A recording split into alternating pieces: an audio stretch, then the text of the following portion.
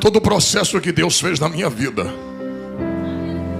começou com o joelho de um casal. Meu pai e minha mãe. Fui nascido e criado dentro do Evangelho. Servi a Deus na época da igreja do pastor Teotônio, na igrejinha pequena de baixo.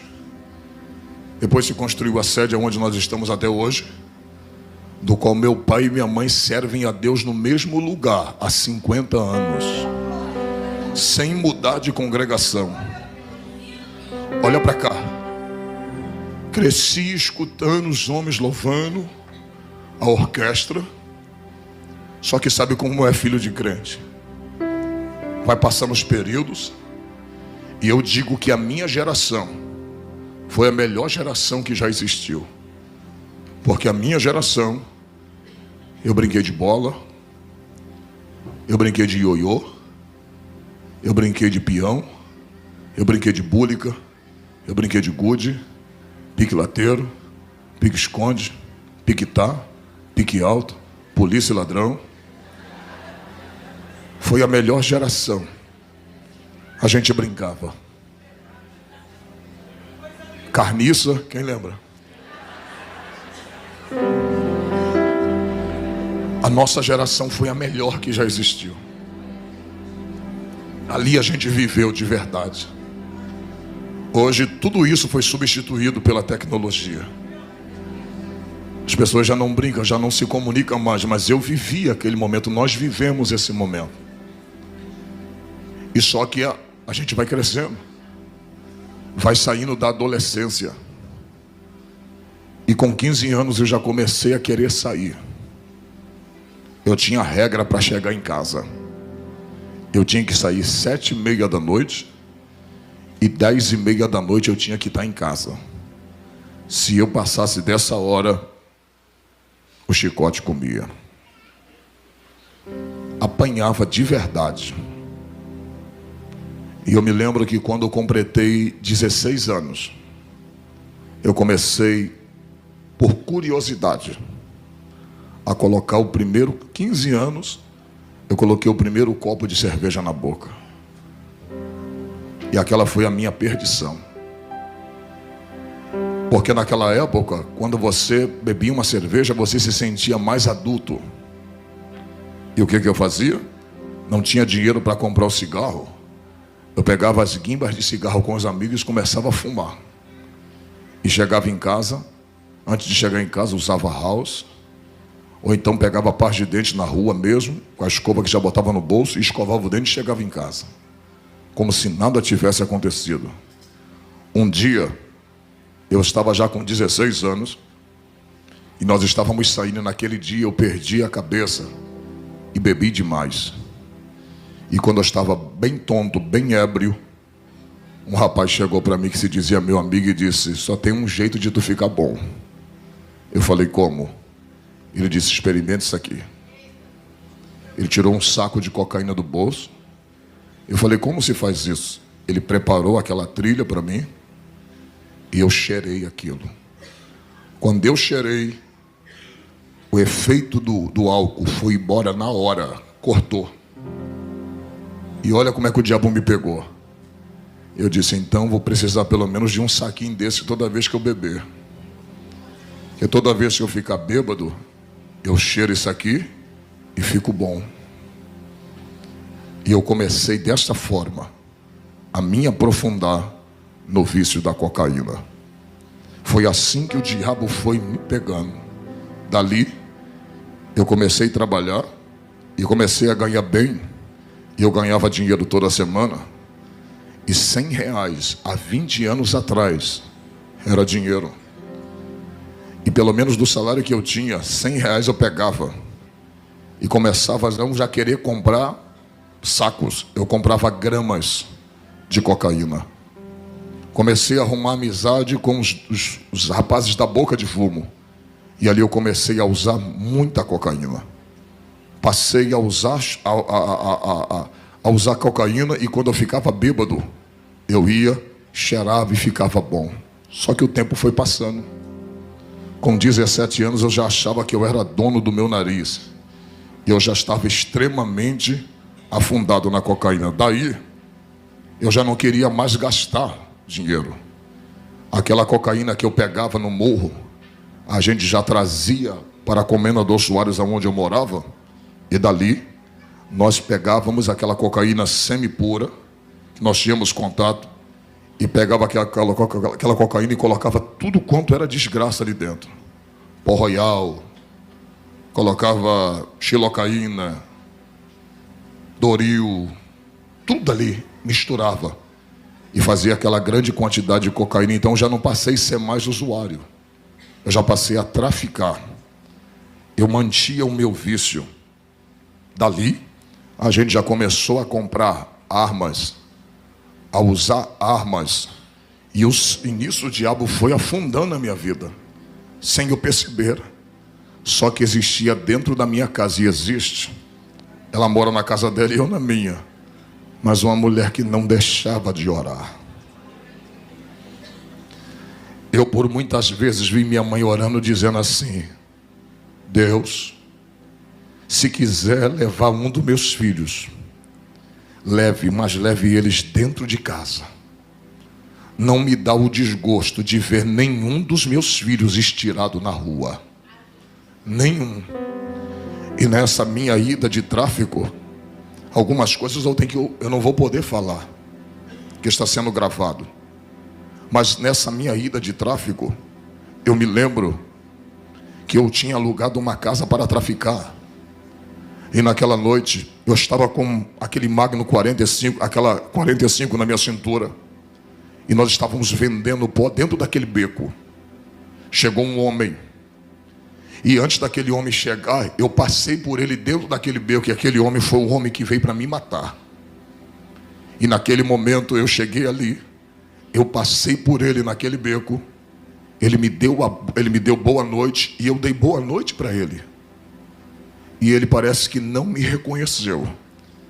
Aí você fala assim: pastora, foi só uma coincidência. Não. É Deus cegando os olhos do teu adversário. Eu passei por ele.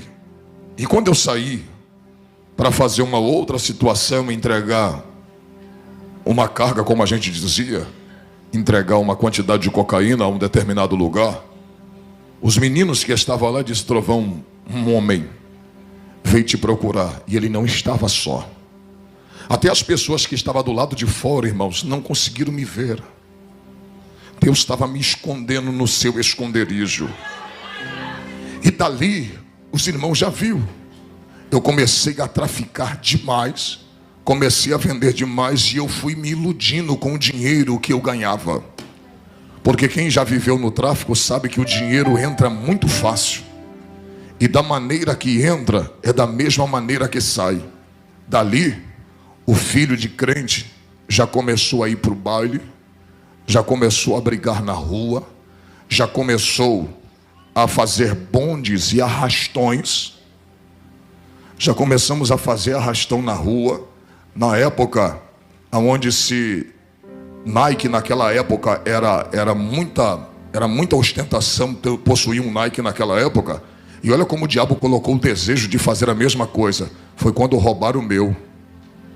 Eu disse: já que roubaram o meu, todos vão perder. E a gente tomava tudo que tinha. Tudo que tinha nós tomávamos.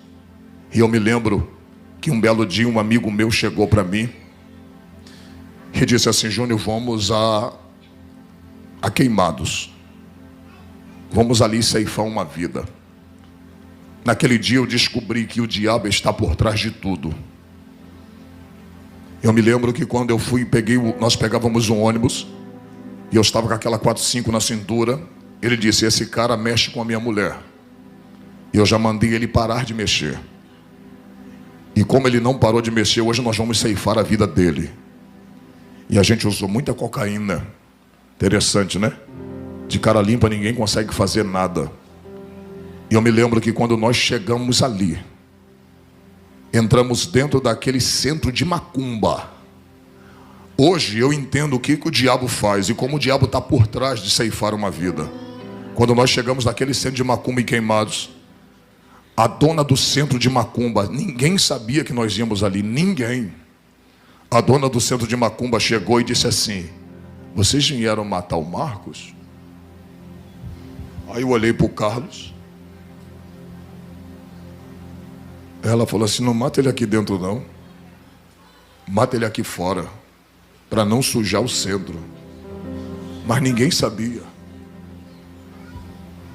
Ninguém sabia. E naquela tarde, aquele homem estava limpando, ele estava limpando os atabacos, ele estava limpando aquele, eu não esqueci o nome daquilo, aquele que se bate, eu nunca fui na macumba em si, e ele estava limpando com pano, e o Carlos chegou para ele e disse: hoje a gente vai acertar as contas, vem para cá. Ele: eu não vou. Aí eu puxei, levantei a camisa, falei: vai lá para trás. E quando ele ficou lá atrás do quintal, eu me lembro que o Marcos estava a mãe e o pai dele. E naquela tarde, o Marcos explicando para o pai e para a mãe dele, dizendo: você vai morrer por isso, porque você é sem vergonha. Você está mexendo com a minha mulher. Rapaz, o cara é endemoniado, ele estava endemoniado. Ele disse assim: por que você não veio sozinho? Que aí nós resolvemos tete a tete, por que você trouxe ele?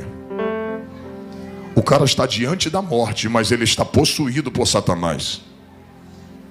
Irmãos, naquela hora, por incrível que pareça, quando nós puxamos aquela arma para atirar naquele menino, um senhor, que era o pai dele, de 76 anos no máximo, aquele senhor me agarrou de uma forma que eu não soube entender de onde veio tanta força na vida daquele pai.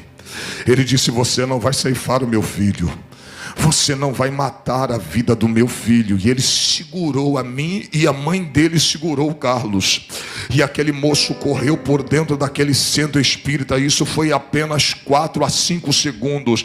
Quando nós procuramos aquele moço dentro do centro espírita, a gente não achou mais ele.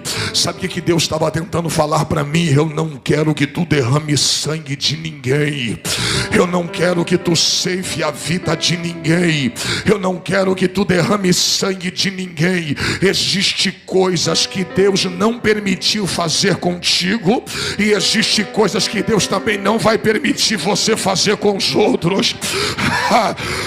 Irmãos, naquele dia Deus foi começando a despertar, e eu comecei a ganhar fama. Eu já estava indo para Nova Holanda, já estava no meio dos grandes do tráfico de droga, vivendo entre eles, tendo moral com aqueles homens.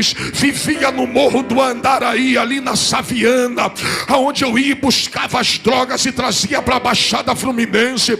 Eu me lembro que um dia eu estava com tanta droga dentro do bolso, que quando eu estava descendo o Morro do Andaraí, a polícia me pegou.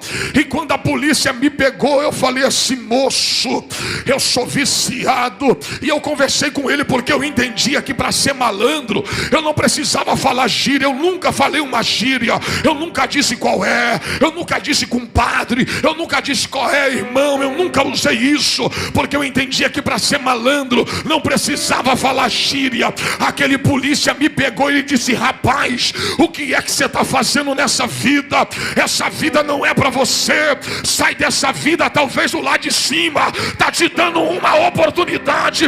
Larga essa vida, eu vou prender a tua droga. E sabe o que ele disse para mim? Se eu te levar para a cadeia, tu assina o 12 e tu vai puxar um bom tempo de cadeia, mas alguma coisa está me dizendo para mim ficar com a tua droga e deixar você embora. Era a oração da minha mãe dizendo: cuida meu filho, guarda do meu filho.